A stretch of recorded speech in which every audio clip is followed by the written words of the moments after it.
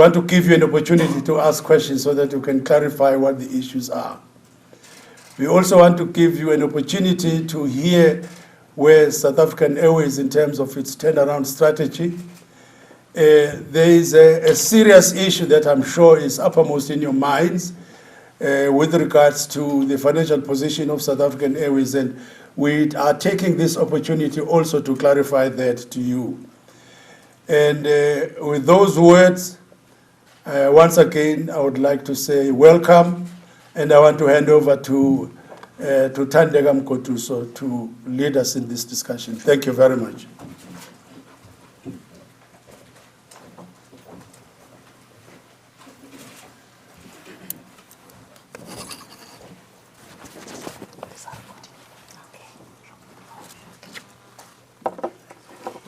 Thanks, Bab Magwaza. And welcome everybody here.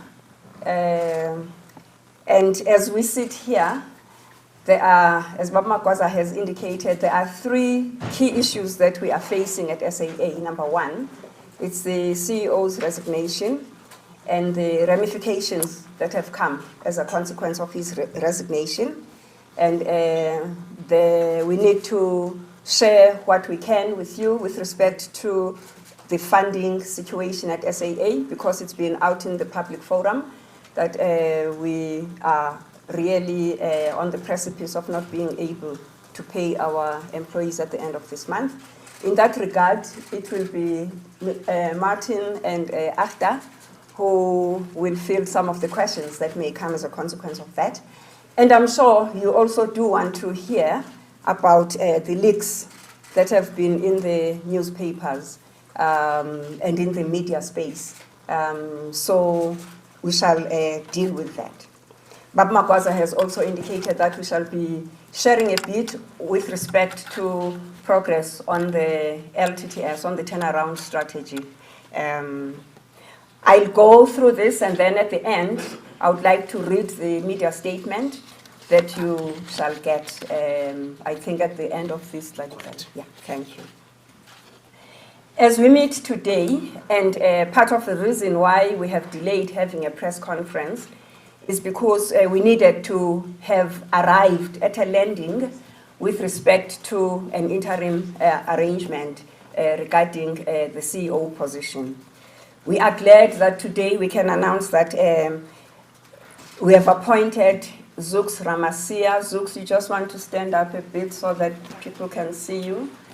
As the acting CEO of SAA in the interim until the process that we are starting to source permanent CEO has gone the full hog. The search will be a domestic as well as a global search so that we can get a good return in terms of the CVs that we shall be looking at. Zux currently holds the position of General Manager for Operations.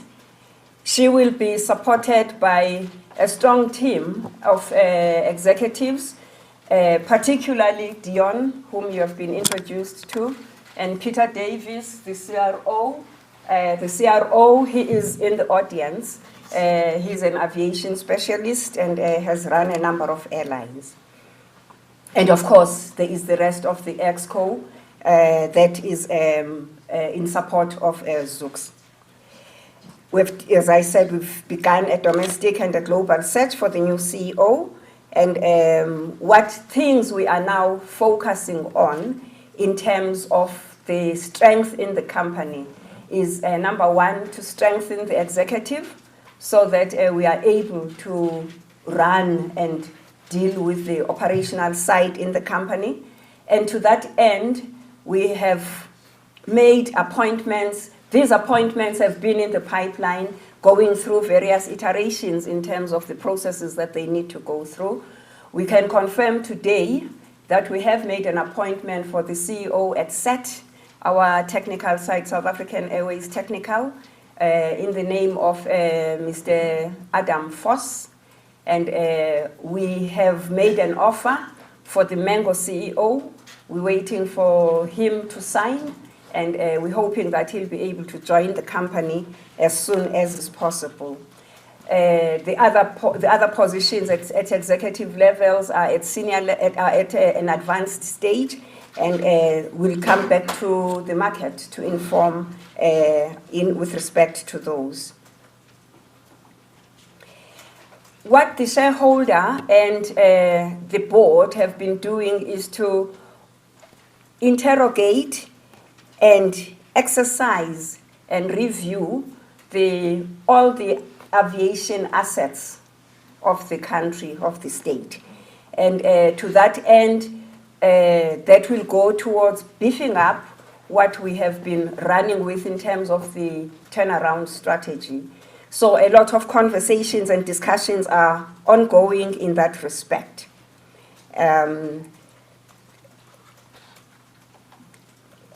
With respect, just at the top level, without getting into the detail, which, as I've said, will be dealt with by Martin and Agda in question time, the shareholder representative, Department of Public Enterprises, and National Treasury are very involved and have intensified engagements with the board and the executive in terms of finding solutions regarding the funding side of the organization.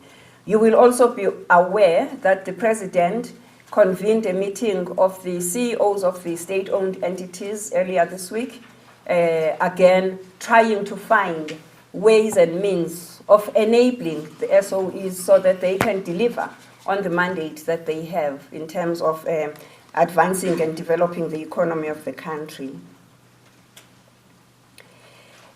The board and the executive met with the unions this morning.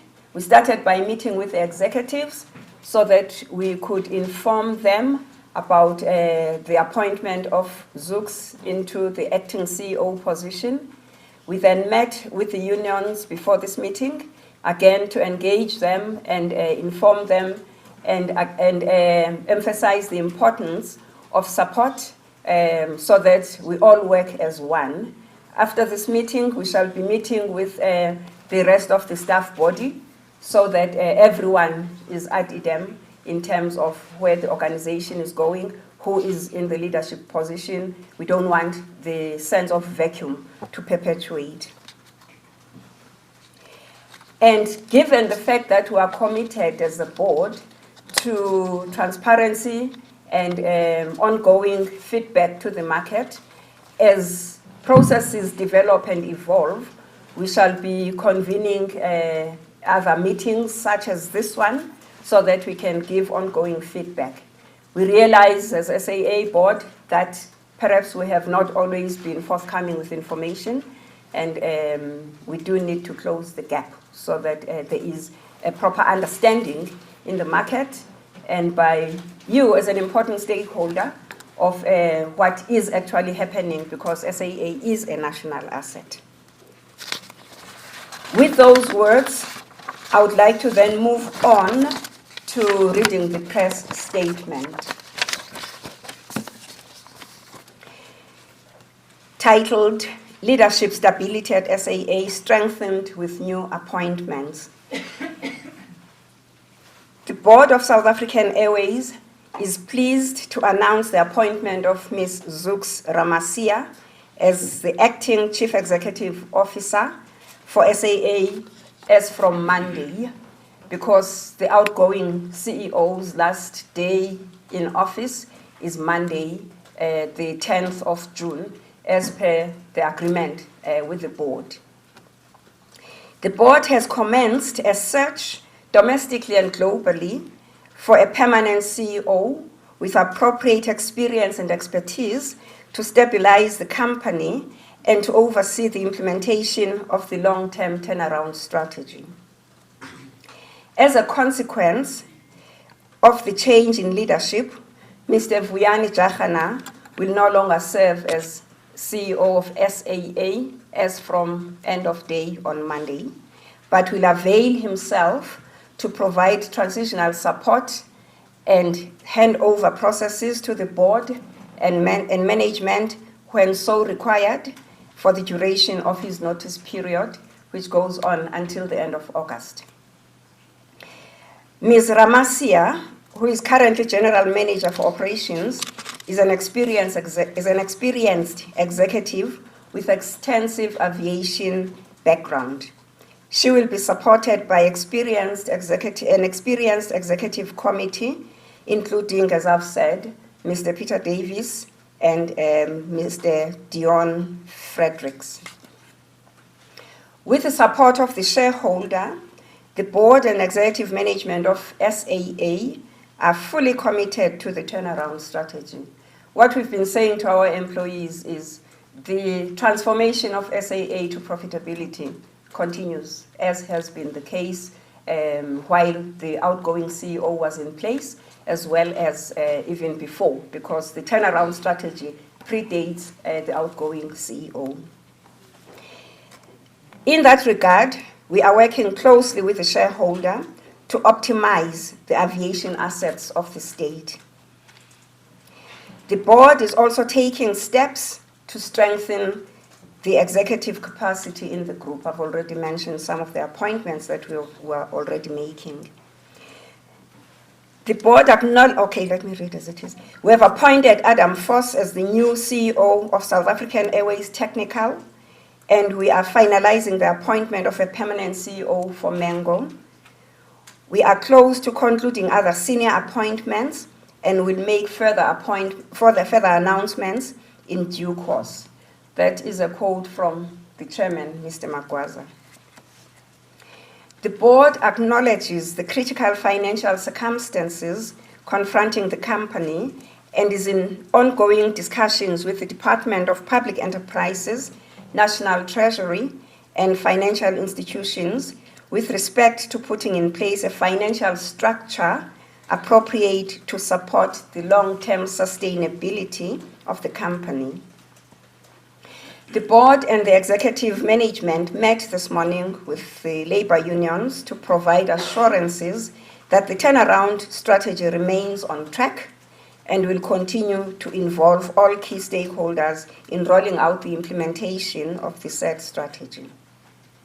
In conclusion, the board is committed to transparency and engaging with all stakeholders regarding stabilizing SAA and the implementation of the long-term strategy.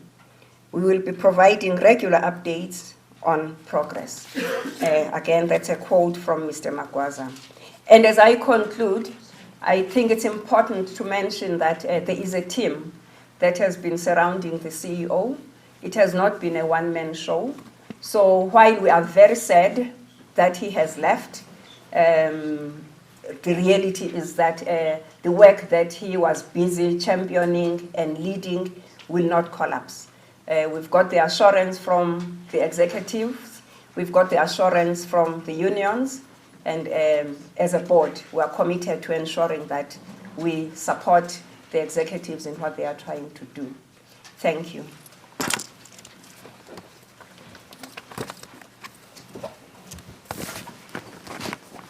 Thank you so much, ma'am. Ladies and gentlemen, we are now going to immediately switch into the interactive session where members of the media will have an opportunity to put questions to the panel here. The chairperson of the board will exercise discretion as to who should respond to which question, unless a question comes out pointedly indicating that it is directed to any specific member of the panel.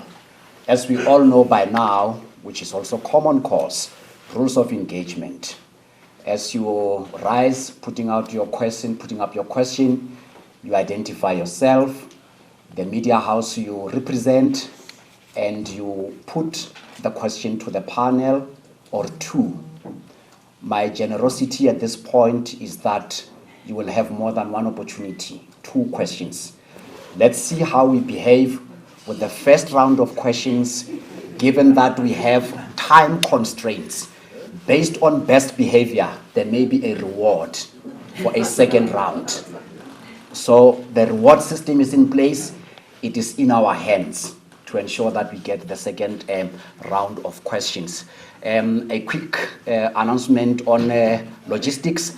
The Q&A session is going to take place from that table. The elders are not going to shuttle between where they are seated and where I am. That means we are going to migrate the mics to the table. Let's do it in a smooth and clandestine way. You may proceed, sir. The second point, we are going to also share with you the media statement as well as the bios of the appointments, the individuals whose appointments have been announced today. So please don't feel restless that you do not have this information. Transparency dictates that you must share this with you. Hence the invitation over here. I am trying to make use of this time to enable the migration of these tools in the meantime. It doesn't look like there's a lot of trust and cooperation and collaboration amongst members of the media. Each one of them wants to hold individually their own mic. I don't know if this means the stakes are high, that they are entertaining a possibility of some underhandedness insofar as the transmission of sound is concerned. All the same, we'll leave it to their comfort, and as soon as they indicate that they are ready, then we will start. Perhaps by show of hands, let me see if there is any appetite. I am going to start from my right. From my right. Ultra right, not political. I'll start with you, sir. You'll be my number one. My lady, you'll be number two. You'll be number three, number four, and number five for now. Please, let's keep it that way. Don't ask me who's number one. Remember, that is the order. And please be succinct. Up to 2 questions for now. Let's see how we behave on that. You may start, sir. Good morning. My name is Ray Matlaka from Daily Maverick. My 2 questions are just about the financial position of SAA. My understanding is that there's about 4 billion rand that will mature in loans, that is by July. Can you please just talk to us about whether SAA will make those payments? My second question is also about the financial position. Can you please tell us what is your engagements with banks about them extending further credit lines to SAA, considering that there is this loan that is due in July, according to my understanding? Thank you so much. Thank you. Number 2. Number 2. Or number 1. Hi, Jacques from ENCA. I have 2 questions. The first one is, Mr. Chakana was supposed to serve until the end of August, and you've mentioned that his last day will be end of business on Monday. Why is that? Could you please elaborate? Secondly, the unions have indicated that they will down tools if his resignation is not rescinded. What are the plans around that? Thank you. Thank you. Number 3, yes. Morning. This is Sabelus Niti from the Daily Guardian. My questions, the first one was related to the financials. I think it's covered. But I would just like whoever responds to touch on the issue of going concern status. Less than 2 years ago, SAA found itself in a position where it nearly lost a route in Hong Kong because of the issue of financials. Where are we on the outstanding financials from the previous financial year? And are we ready for the audit for this year?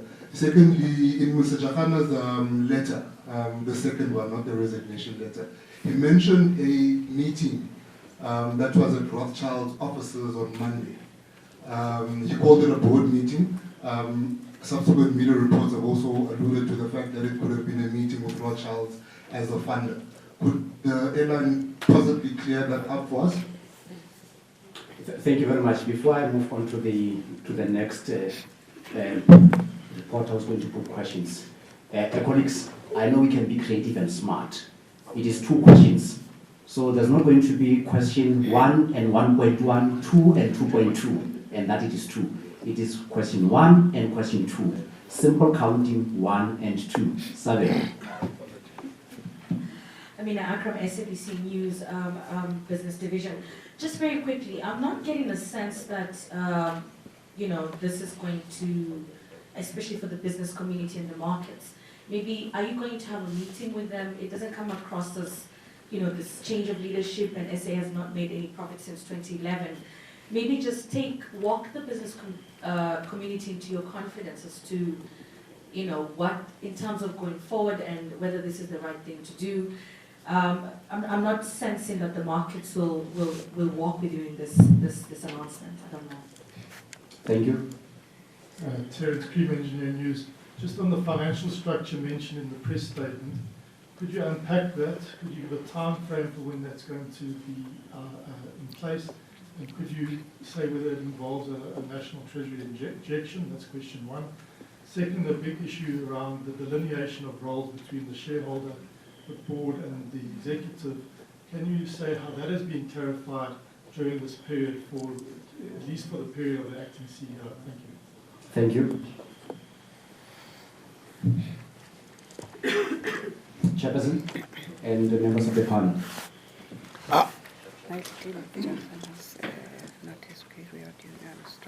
May I suggest that, can you hear me? Okay. Yeah. May I suggest that we take the financial questions, they will be dealt with by Martin Kingston, the acting CEO, CFO, I say it again, the acting CFO, Dion Fredericks. Then after, maybe you can talk about the going concern issue. Thank you. And then the issues regarding the CEO, my spokesperson here, our spokesperson, Mr. Mkotuso, will deal with that. Because generally, in terms of themes, that's where the questions are sitting. Okay. All right. Let me start with the financial questions. Many of them are on the same subject. So let me elaborate. We have term loans of 9.2 billion rand, and we have a short-term loan of 3.5 billion rand. They are both scheduled to mature imminently. We are in discussions with the banks about extending those loans, and we are confident that the banks are prepared so to do. The condition for so doing is that they have some level of comfort and visibility on accessing capital from the shareholder. The shareholder in this case is National Treasury. I'll elaborate upon that shortly. And that the support from the shareholder will therefore enable not only the 3.5 billion to be retired, but working capital for the forthcoming year to be accessed. Mr. Musa will elaborate upon the fact that that is a requirement for us to be able to finalize our accounts on a going concern basis. We have been in very extensive and ongoing discussions with National Treasury and with the Department of Public Enterprises, not just over the last week. Obviously, those have intensified as a consequence of Mr. Jahana's resignation. They are fully sighted on and aware of the need to put in place not only short-term financing, but in addition to that, to ensure that we have a sustainable balance sheet to be able to support and underpin the turnaround strategy. We're all very well aware of the fact, both as a board and I think the stakeholder community more broadly, that if we don't put SAA on a stable financial footing, we're going to continue to have exactly the challenges that we've experienced over the past several years. The long-term strategy is predicated upon having adequate working capital support to see us through to when we expect to see profits coming through, which is in 21-22, as we've indicated consistently over the past year. I think that probably answers all of the questions. I should probably add that we are in ongoing discussions, and Dion, you may want to elaborate as appropriate, with all of the lenders. We have taken them into our confidence, not only with respect to the details of the strategy, but more importantly, the discussions that we're having with our shareholder to ensure that we can operate and walk in lockstep as we navigate what is obviously a very difficult financial set of circumstances. Just to confirm what Martin has indicated, significant discussions has been had with various lenders, currently in the group. We've also been approached and have approached 3 other lender groups that have indicated they're interested in supporting us going forward. As you know, these are processes that's quite sensitive as well as time consuming. Our current lender group has extended our loans. We're in discussions to further extend that.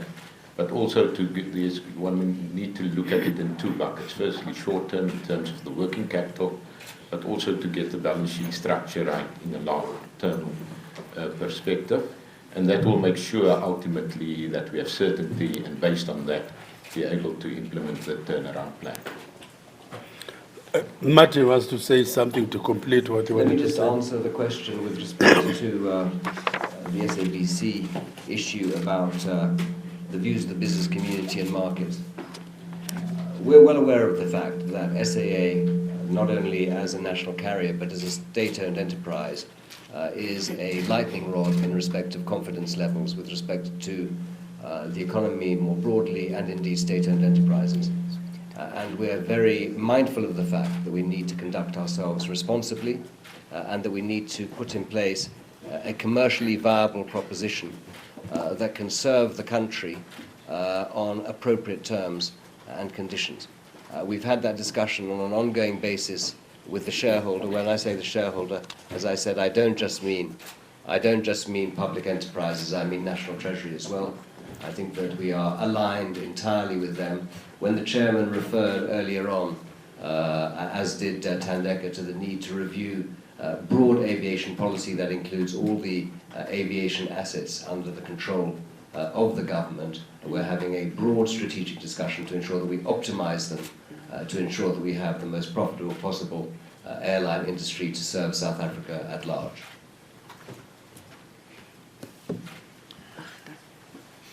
Maybe after you want to say something so that we complete the loop.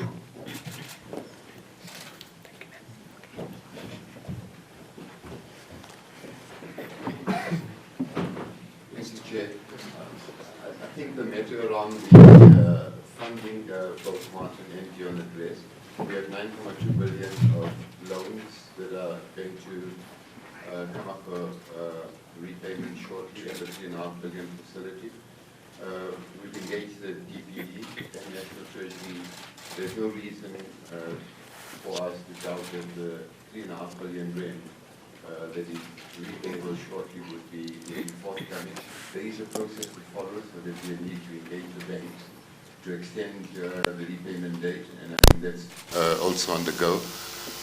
If that matter is then satisfactorily resolved, we would then be able to go to the banks to raise an additional 4 billion rand of capital to see us through for the next period, and which will be consistent with our long-term turnaround strategy to restore the company to profitability, but we would need working capital. So our going concern status currently as it stands, we're not able to submit the annual financial statements until such time as our going concern status is confirmed.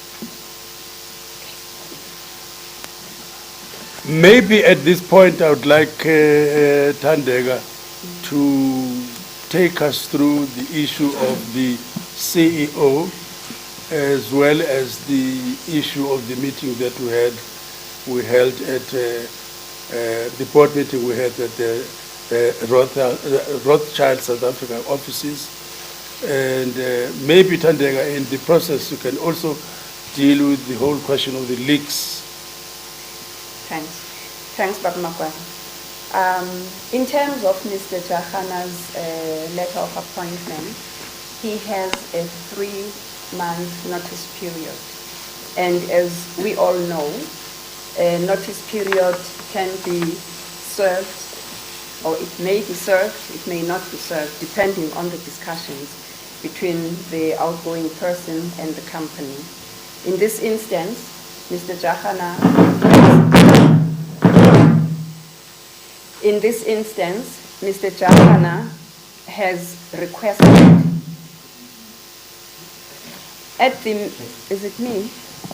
We use the roving mic. Let's use the Okay, thanks. In this instance, at the board meeting that we held at the boardrooms at Rothschild's, to which I will get back to on Monday, Mr. Jahana requested that, if possible, he be relieved of his responsibilities, that he should not have to serve the 3-month period, to which the board acceded, and we did not immediately indicate when he would exit. We said to him possibly until next week, Friday the 14th, because we were not in a space where we knew what the interim arrangements would be.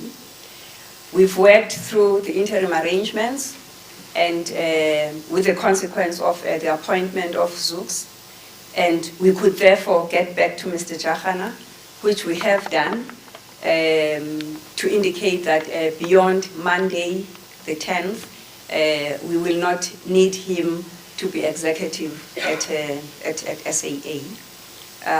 So it has been by mutual agreement that Mr. Jahana leaves before the 3-month period that is in his contract of employment. You want to add something? Oh, okay. And then let me then get to the meeting that was held at the Rothschild's boardroom. The reason the meeting was held at the Rothschild's boardroom by agreement from all board members was because of the leak that had happened over the weekend in terms of the letter of resignation that Mr. Jahana had submitted to the board.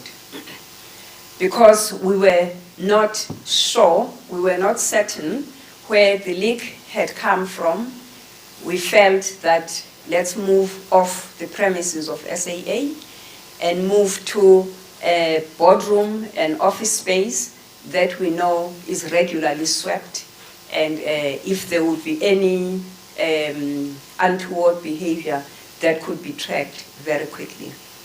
To that end, as a board, we have instituted an investigation of the leak.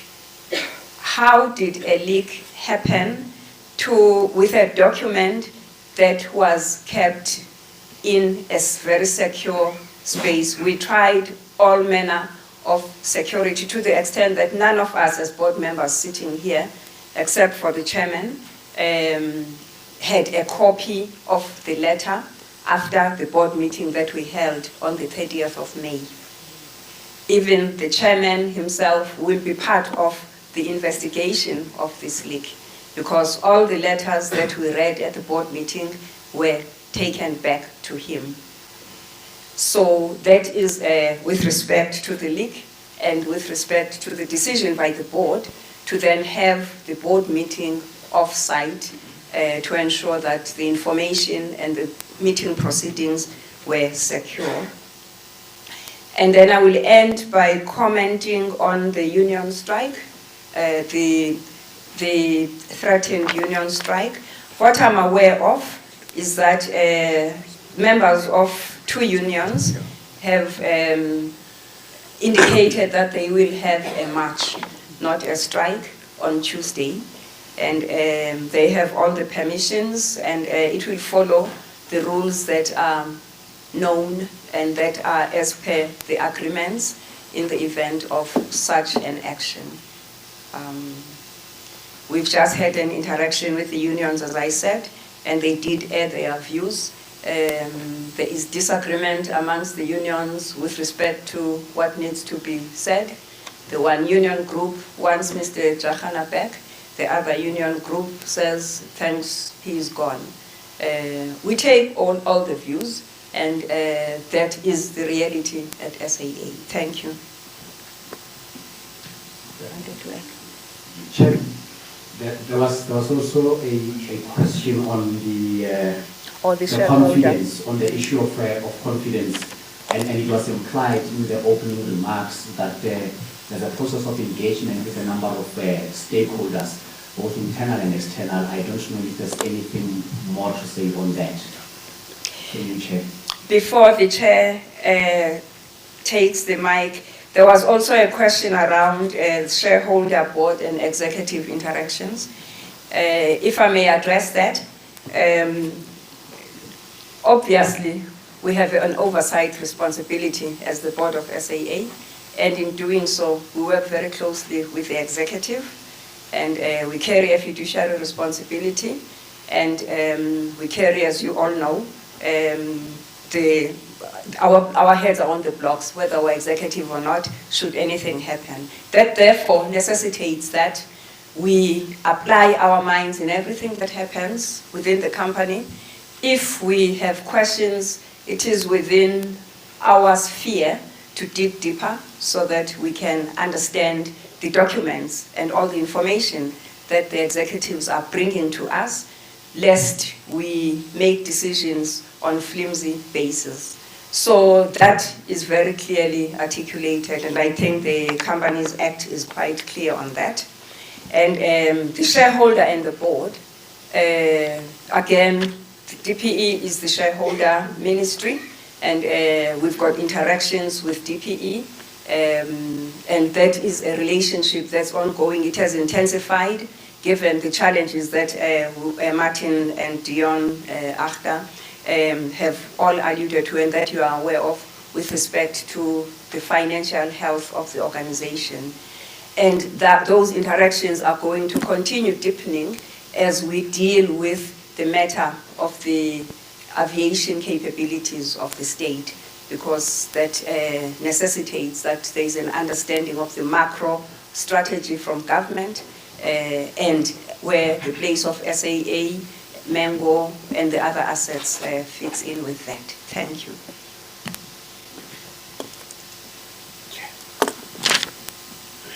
Just to answer the question on the audit has started for 2019. So just to put that to bed as well. Maybe let me reiterate our position with regards to Mr. Chakana. We had a lot of confidence in Mr. Chakana's capacity to be able to drive the strategy to fruition. We did the best we could as a board to support him. Maybe the support we gave him was not enough for him, which is why when he tendered his resignation, the board was shocked.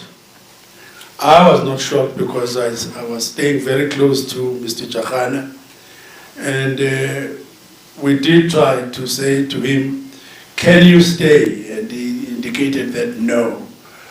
We are concerned that he left, and we are hoping that we are going to build a stable environment in which any coming chief executive will not find the environment that he might feel is not supportive of him as such. Thank you, Chair. We are moving to the next round. I am going to start from here, move to the left, or ultra left. The gentleman in front here. Mandate will be number 2, number 3, number 4, number 5, and number 6. In that order, up to 2 questions. It's not compulsory that you ask 2 questions. Give me 1 second. Ron Banjwa at Power 98.7 FM. 2 questions. The first one, are the discussions that we're having right now have anything to do with a possible equity partner? And how far, can you tell us something about those discussions? And secondly, the Free Market Foundation made an application this week for the Public Access to Information Act for access to your financial records and SA Express as well, with the rumors that there is a possible merger between the two. How is your response going to be I know you just may have received the PI application, but it concerns your finances because you have not released your financial statements. Thank you. Hi, Mobile Dula, Reuters News. 2 questions. One, in terms of hiring a permanent CEO, will you be looking externally or internally, and what kind of qualifications or capabilities will you be looking for? 2, in Mr. Jahana's letter, he raised a number of concerns regarding lack of funding and too much bureaucracy as hindering the implementation of the turnaround strategy. Do you agree with him when he raised these concerns? And are you certain that the turnaround strategy will be implemented? Because he said that it will be achievable. Hi, from Untitled News. I just had a question on, I understand that you spoken about consulting the unions on a variety of issues, one of those being the appointment of the interim CEO. And I'm just remembering that in 2016, SATAW had been one of the unions that had flagged her for some concerns in terms of operations. Is SATAW one of the unions that you've consulted? What is their stance on this? And did you guys look into those concerns and to those allegations before the appointment? Good day, my name is Kavelo Kumalo from Business Report. Your presentation so far is confusing, at least from my side, because in the statement you released on Sunday, Mr. Magwaza is quoted as saying that Mr. Jahar had committed to serve out his notice until August. But now today you tell us that no, he decided no, my desk will leave immediately. What happened between Sunday and Monday where you had the infamous meeting? Is it his immediate departure because you suspect that he's the one who leaked the letter? And secondly, it's like you are shielding the shareholder in this instance because Mr. Jahan is clear that there was no shareholder support. And Mr. Metandeka is correct to say that the strategy predated Mr. Jahan's appointment. Why are they today we are still talking about discussions between Treasury and DP and yourself? Clearly there's no shareholder support. Why can't you just concede that? Thank you. Thanks. Hi, Larry from Bloomberg. I think Morton said that the airline plans to break even in 2021. Am I too close? Oh, okay, sorry. Can I ask, what is the airline currently operating on? What is it? I'm guessing it's operating at a loss, but what are those losses at the moment? And you talked about talking to 3 new lenders. Are we talking international lenders or local lenders? And there's been lots of talks that you guys are in advanced sort of discussions with the Bank of China. Is that in fact a reality? And just to reiterate on the first question, if any of these funders or lenders come to the table with quite a big chunk of funding, would you consider giving them equity in exchange for that funding? Thank you. Hi, Leonard Kingani from Business Day. Just a quick one on the turnaround strategy. I just want to check if the board still believes that the funding requirement for the strategy is 21 billion, or can we expect that figure to go up or go down? Thank you. Thank you very much. We'll take a response or comments from the panel on that, and we may consider the last round with those interested in asking questions having an opportunity to ask only one question, please. Thank you. Chair.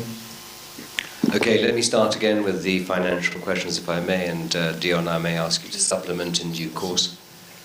With respect to a potential equity partner, of course that's the decision of the shareholder, not of the board or the company. But it's clear that at an appropriate stage it may be appropriate to consider forms of partnership, and that will certainly inform, inter alia, the broader discussion that the board is already having and the company with the shareholder about the state of the aviation assets of the state. We can elaborate upon that if you'd like.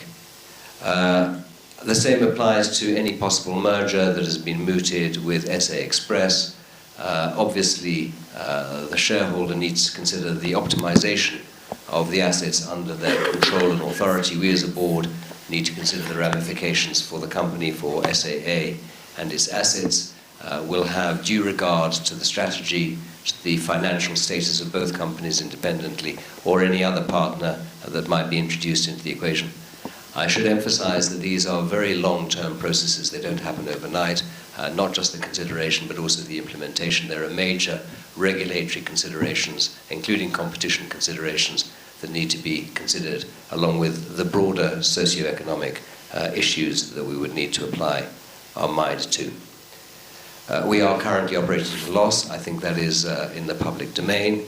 That is the background to the request that we have made for 4 billion rand of support for the current financial year.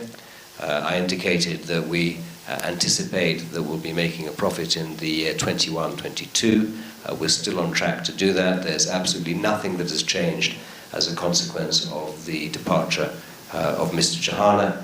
The long-term turnaround strategy, which was approved by the board and indeed approved by the shareholder, remains on track and indeed is beginning to bear fruit in a number of respects. And I know that Mr. Chahana has regularly updated the media on progress that has been made in that regard. Nothing changes.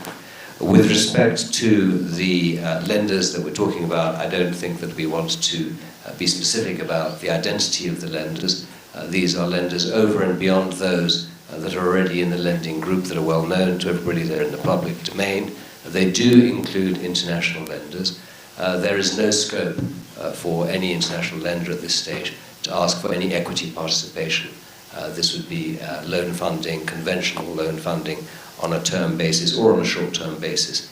I don't know, Dion, whether you want to elaborate. Have we covered? I think I've covered all of the questions relating to finance and strategy, Chair. Thank you, Chair. I will deal with the question from Eyewitness News. I think it would be irresponsible of the board if we were to take what one union says and use that as a criterion for whether we appoint or not appoint. It's an important input to the discussion. We're not consulting with the unions this morning. We were sharing information with the unions so that they know what is happening in their company. We're sharing with them the appointment of Zooks, and none of the unions in that room, and all SAA unions were represented, raised a question about Zooks' competence or suitability for the position. Then there was a question from a business report regarding why, when the statement on Sunday had indicated that Mr. Chahana will serve his 3-month notice, and then on Monday that had changed. What changed was the conversation the board, or the discussions that the board had with Mr. Chahana on Monday. Mr. Chahana came to the meeting at Rothschild's because there were operational issues that needed to be dealt with, and his input was important. We then dealt with receipt of his letter of resignation, where we informed him that we accepted, and he then requested to be let off sooner than the 3 months notice. And after the board applied its mind, we acceded to his request. And so that is what it is. And there is a question about shareholder support. We interface with the shareholder at a number of levels. On the funding space, Martin, Dion, and Achta have explained that. We interface with the shareholder with respect to the turnaround strategy. And as we said, we would be having discussions with them. We'll be having discussions with them, which, by the way, was started inside the organization. The first presentation on this matter was made by Mr. Chahana. So we're continuing the work that has already been happening. So we interface with the shareholder at different levels. And we do know that if we say the shareholder is not supporting us, there is an understanding of the context. South Africa doesn't have money, the fiscus. Number two, we're not the only SOE that requires funding. Therefore, we are very aware of the fact that there will be prioritization and reprioritization. We may not get everything that we want. With respect to moving forward with appointments, because there needs to be concurrence with some of the appointments, we get those. Sometimes, yes, there might be a slight delay, but we get those. We've just announced those. And I would not say that as a principle, there is no support from the shareholder. Thank you. Maybe Martin can also elaborate on the whole issue of stakeholders so that we can really have a proper grasp of what is happening in that space. Martin. So we're very well aware of the fact that there are multiple stakeholders that we need to consider in this equation, not just the financial community, but obviously our customers, our staff, our suppliers. And we need to treat them all in terms of equity. We need to treat them equally in terms of appropriate provision of information. We're not going to prefer the provision of information. What is critical at this moment in time is that we demonstrate the ability to stabilize any uncertainty, which I think we are doing today. In terms of the management, the only change that has been made is that Zooks is replacing Mr. Jahana for the interim until we find a permanent CEO. There was a question that I think I should answer. We will look both internally and externally to be a comprehensive search. It's already commenced. We'll try and expedite it under the circumstances. That'll be informed in part by the shape of the strategy and the state at which we're at going forwards, but the work commences forthwith. Finally, there was a question about the Free Market Foundation. They can have the same access to the financial records as any other member of the public is entitled to, and Mr. Musa has already indicated that in the case of SAA, we'll publish our accounts as soon as we're able to do so, once we've confirmed the going concern status. Thank you very much, Chair. Ladies and gentlemen, one last opportunity. Let's start from that side. Yes, gentlemen, back there.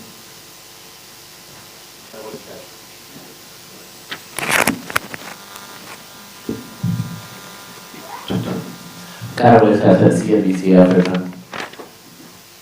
Mr. Jahana cited in his letter that he didn't feel he had enough clarity about funding, shareholder support, and some of the decisions actually being taken. My question is, has essentially anything changed if Mr. Kingston is saying that the long-term strategy is still on track and enjoys shareholder support? That long-term strategy was supposed to turn around the airline in 2021. Surely it cannot be on track if the former incumbent is leaving for that reason. So can we have a concession from the board that we need to readjust all of the things that have been said, the long-term strategy, when it will or most likely to succeed? Can we just have a concession that things are not as well as, well, they're being presented here? Thank you. I'm Catherine from Travel News Weekly. With your GM of operations moving into the CEO role for this interim position, do you have a plan in place to ensure that operations won't be affected for your passengers and the travel trade? Next question. Yes, that gentleman. Kabelo Kumar again from Business Report. My question now is related to the Mango CEO position. Because your job advertisement for that position says a minimum requirement should be at least matric.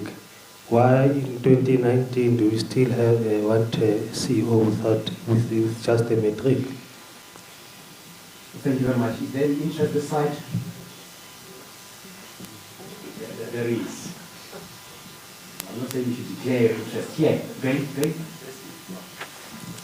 Terence Creamer again. Just in terms of, I'm very slow in terms of this financial structure.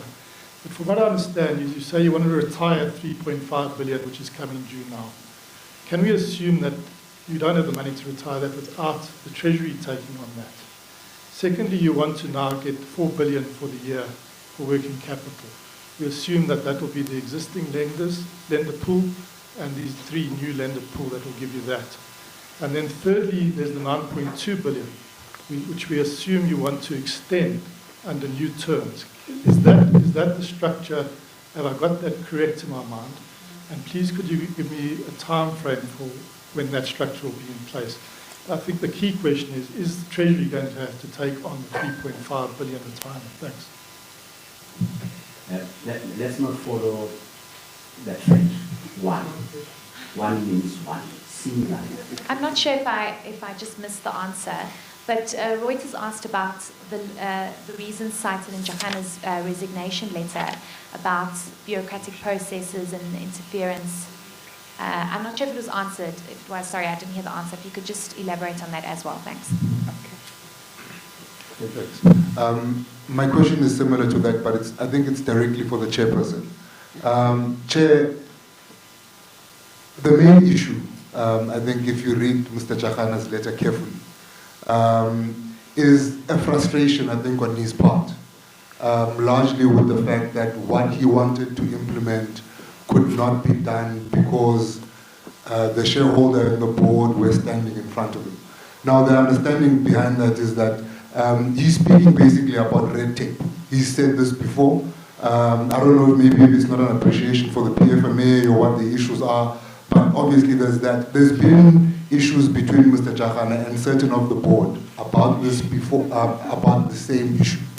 Where it got quite tumultuous, we understand that Minister Kodan had to intervene as the shareholder and sort of talk Mr. Jacana down. So if one then keeps that in mind, then one says this thing could have been foreseen. And I'm only saying that because of the impact it has had in terms of the perception of stability at SAA, the perception of stability within the SOE sector, and what ratings agencies and what investors will say about the state of SOEs in the country in general. Why is it that nothing really was done by SAA leadership, either to make sure that Mr. Jacana gets on side with regards to what processes must be followed when you are implementing your turnaround strategy, or to lobby government to relax what Mr. Jacana needed to be relaxed to implement this turnaround strategy? It seems as if the board was sitting on a ticking time bomb and didn't act on anything up until Mr. Jacana, tendered his resignation. Thank you. It's Ray from Daily Maverick again. There was a question asked earlier on about the cost of the long-term strategy, but it wasn't addressed. Mr. Jacana's own estimations was that the long-term turnaround strategy would cost about 22 billion rand over the next 3 years. I'm just wondering, with him leaving now, is that estimation still correct, or has it been adjusted? Thanks. Thank you. Okay. Maybe if I could start, because there was a question really that directed at me with regards to Mr. Jacana's departure.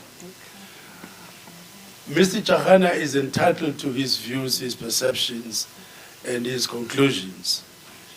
We respect that, but it doesn't necessarily mean that we completely agree with those.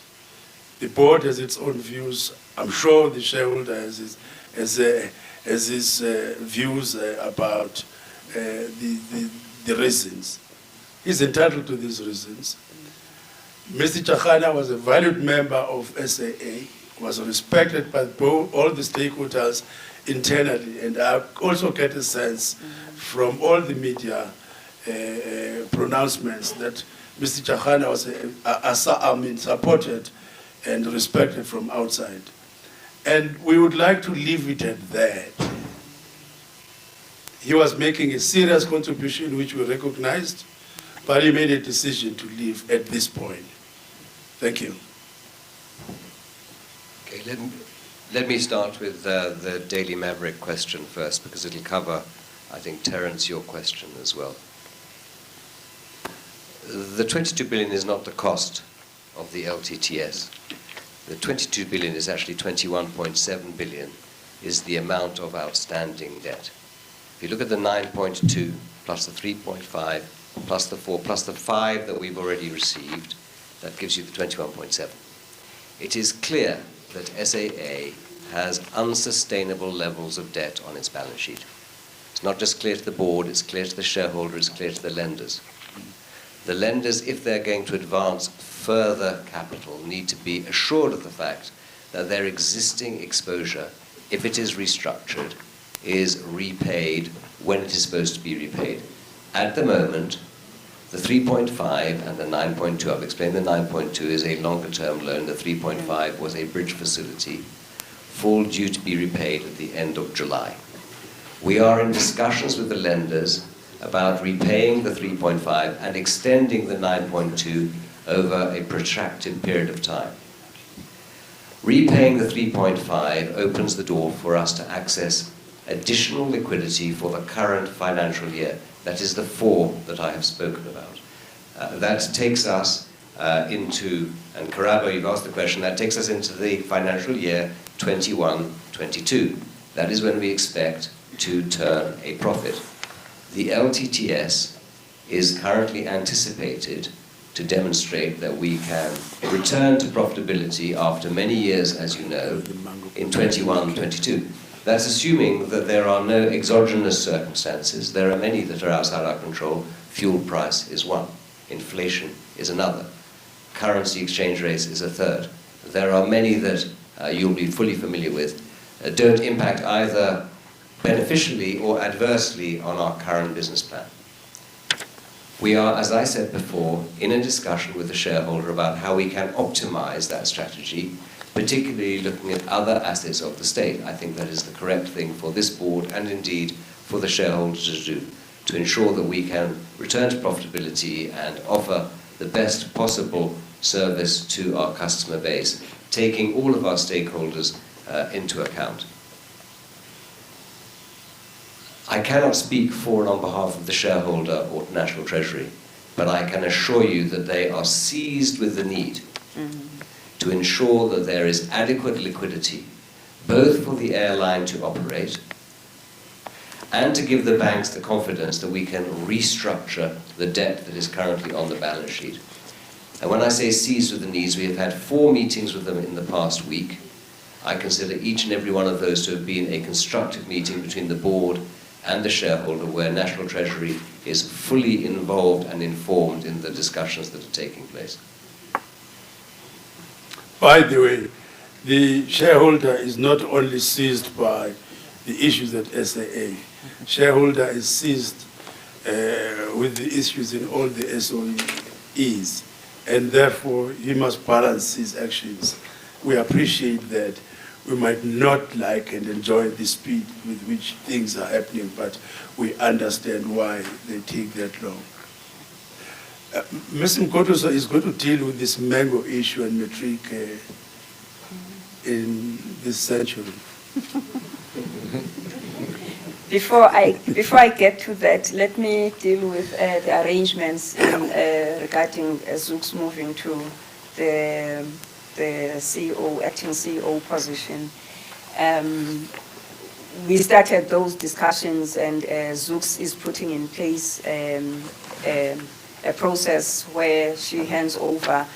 She was actually holding 2 positions, her position in ops as well as assisting in communication. So those are the discussions that we're having right now, where we're looking at successors in terms of what has happened. What guarantee we can give Zooks is that the ball will not be dropped. We continue to strive for very positive and strong customer interfacing and ensuring that the safety of the airline is guaranteed. Thanks. And just on the bureaucratic processes, indeed we are an SOC, we're a state-owned company. There are rules that regulate how SOCs do business. So there will be bureaucracy. The PFMA, for instance, is quoted. The triple PFA is another piece of legislation, and a whole host of other pieces of legislation that SOEs, not just SAA, but all SOEs, all agencies of government and government itself, we have to adhere by those. So yes, there are bureaucratic processes. However, there are ways of maneuvering in terms of those bureaucratic processes. And yes, that maneuvering ends up delaying the speed at which the private sector works, the speed at which some of the decisions, because SAA is in a highly competitive space, so we maybe in a number of instances could be a step behind. However, given the close working relationship that we have structured with a shareholder, we are accelerating the decision making within the parameters of what legislation there is. So, and then let's deal with the Mango CEO. You would be aware that there are industries where people have come up the ranks, people have joined the business and moved up the ranks, and aviation is one such, logistics is one such, and a few others. And that they have metric and industry-specific training as well as experience. The metric as a formal qualification does not preclude them from applying. So basically, we realizing and knowing how our industry works, we did not want to exclude anybody. There are very many pilots who become CEOs and they do not have a tertiary qualification other than their pilot training and or their industry-specific training. So it is not untoward in the airline industry to find a CEO, to find senior executives that do not have the traditional academic qualification that may be needed in a highly technical environment, as in finance and others.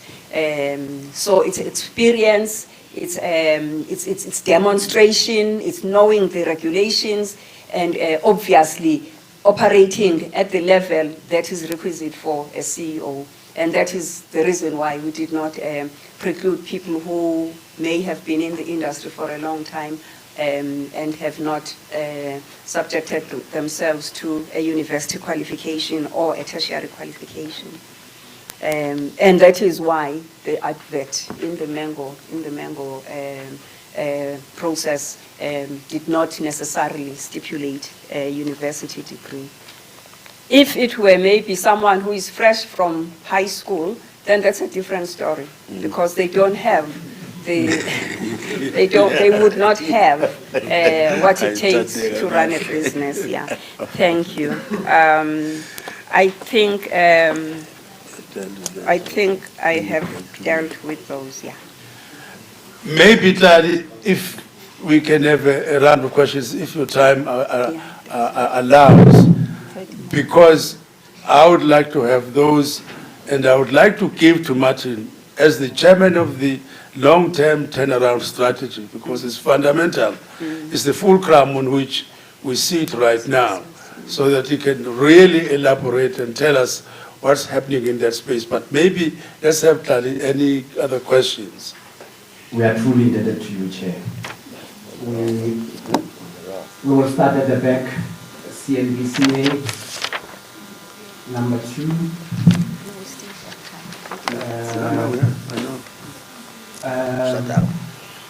Mail and Guardian. Is there any other hand? Is there? These will be follow-up as I understand it. And power. In that order, please. Carol at the CNBC Africa. I might have missed this, and if I have, I apologize. What is the current position with regards to the numerous acting positions, since we are already creating another acting position with the new CEO of Zooks?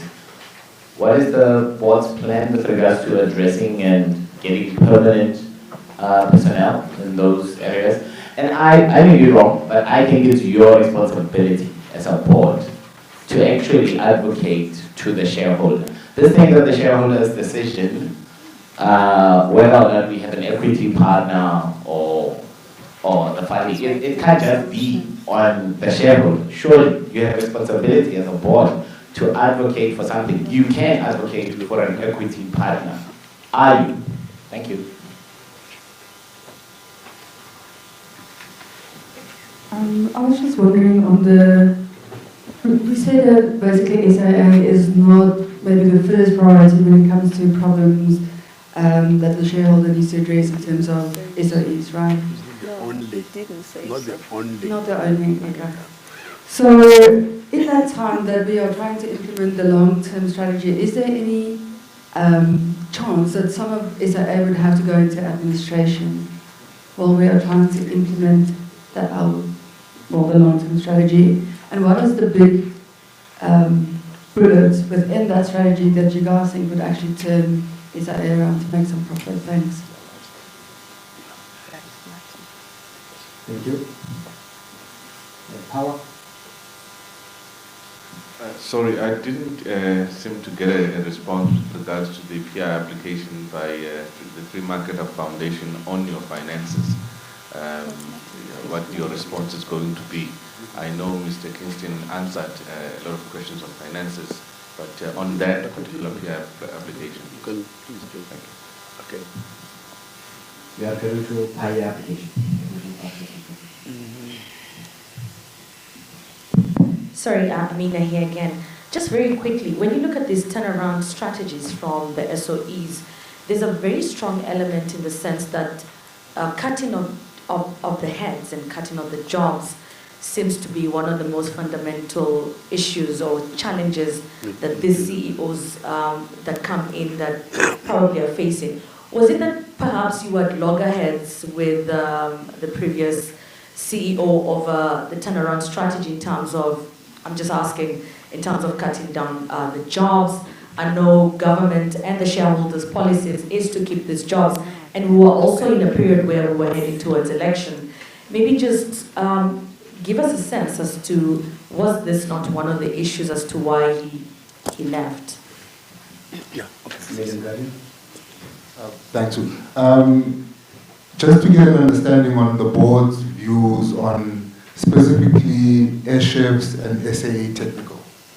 I know recently there have been quite a lot of discussions and thoughts around, do we get equity partners to come in there, do we sell them all wholesale?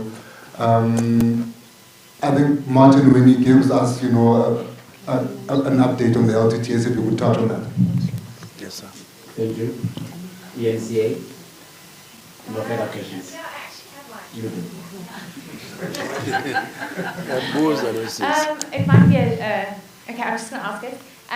There was comments being made about how Jahana was asked to tone down his resignation letter, and then later on it was leaked. Did you guys ask him to tone down his resignation letter and say that he's ill, or rather wants to spend time with his family? Please could you just clarify that, thanks? Yeah, Do you have another question? No. This is the last question. A question on Satao power.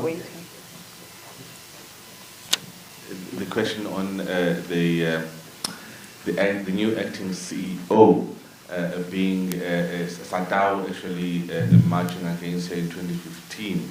Can you clarify your views? What happened to those concerns? Are you concerned about what had happened in the past? It's not the first time that she's been touted as a CEO. I think she previously lost out to Chris Bezuidenhout in the past. What kind of person are you looking for locally and abroad to actually take this position? Okay. I take that was a punctuating question. That's it. We are seeing. And I'm going to hand over to the board to respond to the questions. Yeah, thanks, Daddy. I mean, this question of the CEO being sick and everything, nobody decides to be sick. And we are not going to be playing games in terms of making people sick. He's genuinely not well. did we ask him to tone down his letter of resignation? No, I'm going there, guys. Hang on. I'm going there. Mr. Chakana tenders his resignation. Time elapsed. I'm sure he applied his mind to the whole situation. He tendered his resignation. Time elapsed after the board has asked him if he could consider not going. And then time elapsed, and he comes to a position that he's entitled to. And then he gets sick in the process. He's not playing games. We have no time for that. Mr. Chakana made up his mind. The board did not like that, but this is life. Nobody forces anybody. Nobody. Mr. Chakana, I want to reiterate this. He was not, I'm going to use the word, pushed out of SAA. And I've said quite a number of times that the board enjoyed working with Chakana. The board actually appreciated the energy that was put in by Chakana, the long hours. If you were to ask me, I've never come across a person who works this hard and who really had the kind of commitment that Mr. Chakana had on his job. It is really indeed a pity that he decided to leave. And I want to leave it at that. All right, let me talk about the turnaround strategy and the issues that are confronting the company and the board in that regard. There are 6 areas I want to cover quickly. One is the routes we operate. The second is the planes we fly. The third is the way in which we manage our costs, including procurement. The fourth is the organizational structure of the airline. The fifth is that we have a balance sheet that is fit for purpose to support that strategy. You can't implement the long-term turnaround strategy without addressing all 5. There is a 6th. I'm going to start with the 6th. That's addressing corruption and malfeasance. Corruption and malfeasance has been a fundamental tax on the airline and the company, and I have to say its employees and stakeholders over many years, and it has not been appropriately addressed. By the way, I consider leaks to be just another manifestation of malfeasance. It's part of a cultural problem that we as a board are determined to address and root out. The board has formed a subcommittee that is going back in time to address all issues of corruption and malfeasance and bring wrongdoers to book to the extent they haven't already been identified and prosecuted accordingly. To put in place appropriate systems so that we can mitigate the risk of there being a recurrence. But we shouldn't minimize the impact that it has had and continues to have, not only on the profitability, but on the operability of the airline, including subsidiaries such as SAAT, is well known. On the routes that we operate, we have already fundamentally changed a number of the routes. They're in the public domain. The most recent one was the announcement to go to Guangzhou, as opposed to going only to Hong Kong. We're already beginning to see the benefits of those flow through. On the metal that we fly, similarly, we have already made some decisions, and there are further decisions in front of the board and the shareholder in terms of optimizing the fleet for the routes that we will fly in the environment in which we are operating. Which brings me to procurement and the cost structure. Our costs are unacceptably high. I'm not talking about labor costs, I'm talking about our entire cost base is unacceptably high. Partly because the procurement procedures are inappropriate and not fit for purpose. That's one of the issues that has been discussed and is being reviewed between the company and the shareholder. Didn't start a week ago. We've been having an ongoing dialogue about how we can create greater efficiency in decision-making to optimize our procurement of goods and of services. The other side of that coin, of course, is the organizational structure. Again, it is well known that we are going through an organizational design. which is going to ensure that we have the right structure organizationally to support the airline going forwards. As Tandek has said, we are already beginning to fill some of the critical posts. She's talked about the appointment of the chief executive of SAA Technical. It's taken much longer than the board would have liked, partly because previous candidates actually decided to go elsewhere. We've made an offer, as she has indicated, for the position of the CEO of Mango. We're close to finalizing offers for the chief commercial officer. There are a number of key positions that have already been filled and will continue to be filled. We regret the fact that the chief executive has resigned, but we will replace him with an appropriately qualified successor. And the last point, which I think I've already talked about, and I'm not going to labor it, is we cannot continue if we are burdened with inappropriate levels of debt. We need to be appropriately capitalized. And that means there will need to be an injection by the shareholder. The shareholder is acutely aware of it, but they have many demands on a limited purse, as we are all aware of. A number of you have asked questions about strategic equity partners. As a board, we have no ideological view on whether we should or shouldn't have a partner, be it an equity partner or not. Where we don't have the skills and others can bring it to us, we will motivate that to the shareholder. If it involves selling equity or potentially procuring somebody who will inject equity, the same applies. Under the PFMA, we are obliged to do that in lockstep, as I said previously, with the shareholder, and that process is ongoing.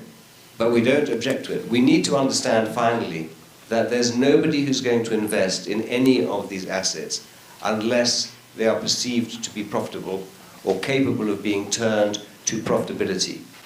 The current challenges facing the board need to be addressed by the board.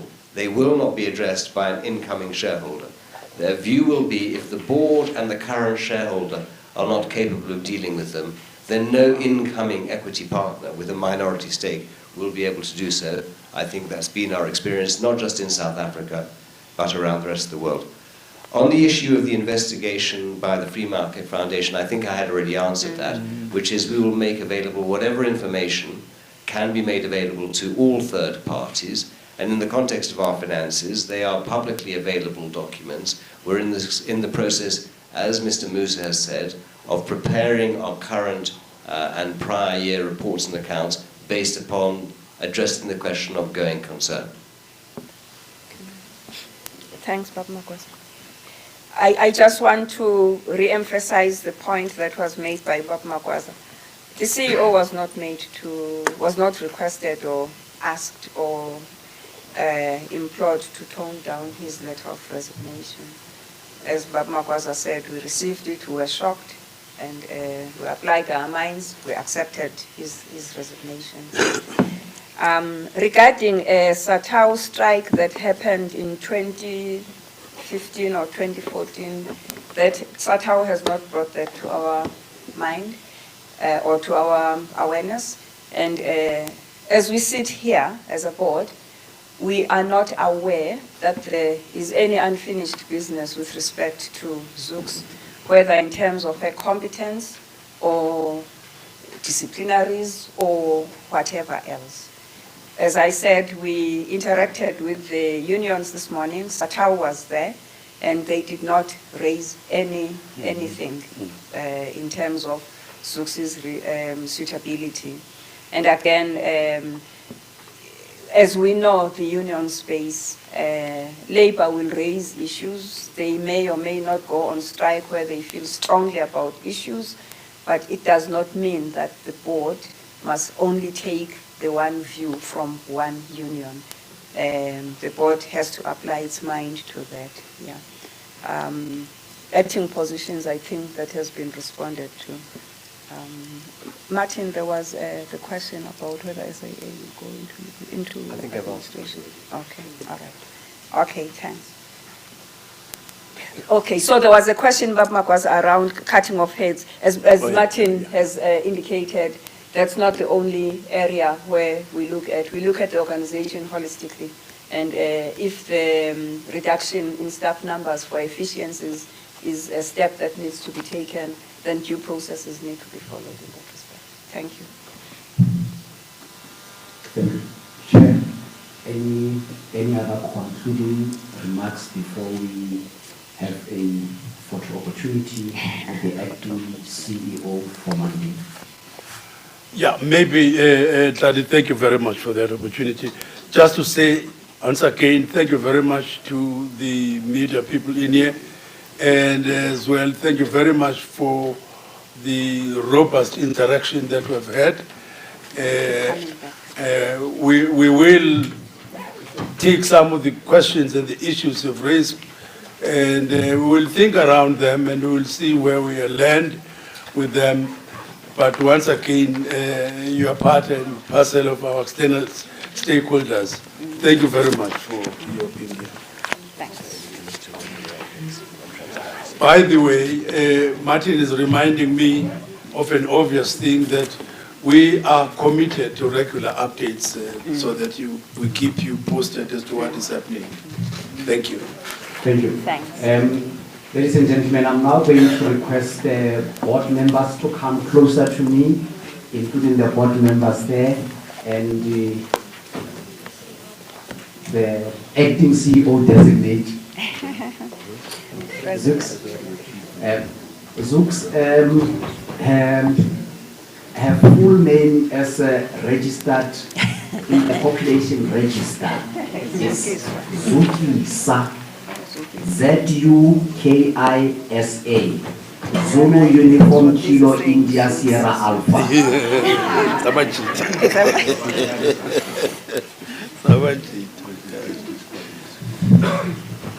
Okay.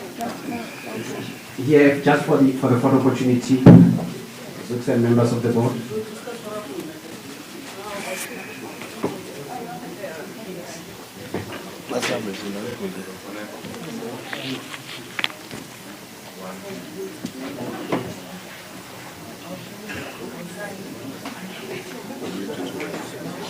Sorry, thank you.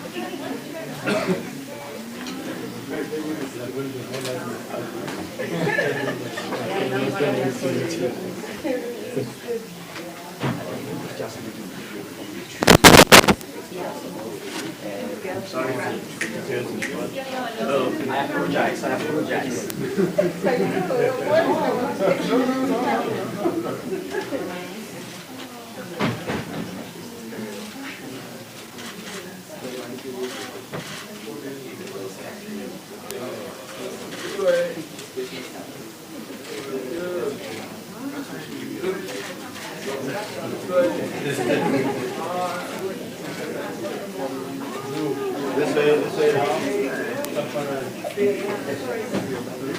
It doesn't matter how long they stand here, their wisdom, their age will not change. They also need you to tilt for the other side a little bit. Thank you.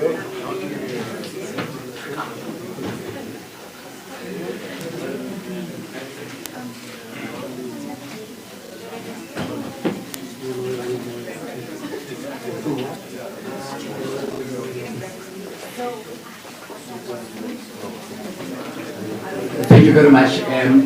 We are done. I know that a few of you have expressed interest in speaking to some of the board members here on a one-on-one basis. We'll try to be as orderly as possible in responding to that. Zooks, I need you behind this, please.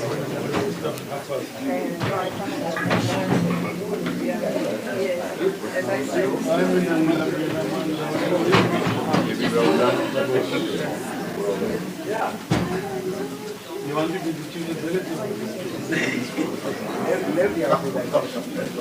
yeah, you're here.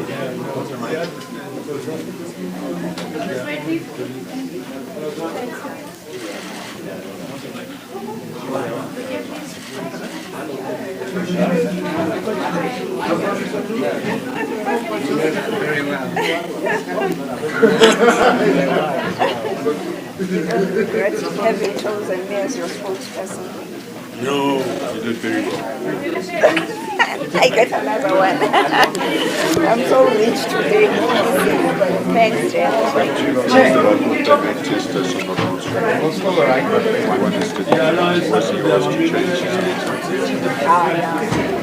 There was another thing as well, but nobody sort of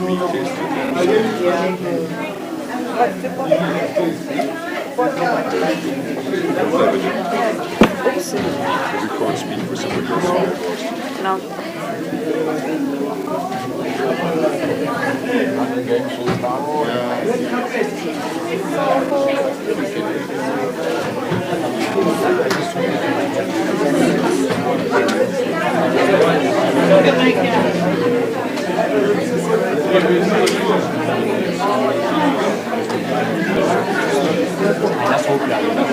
I would like to shake your hand, but I know Tapitali.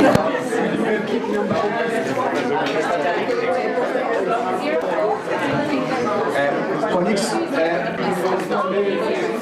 that brings us to the end of the session today. Copies of the media statement are available outside in case you have not received. Thank you very much.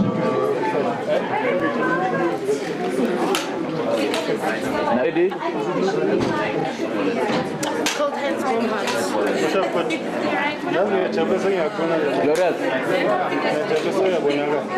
This is not a good thing.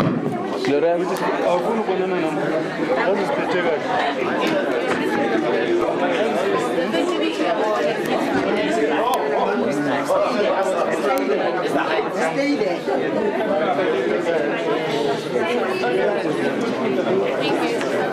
Right now. Okay. What you doing now?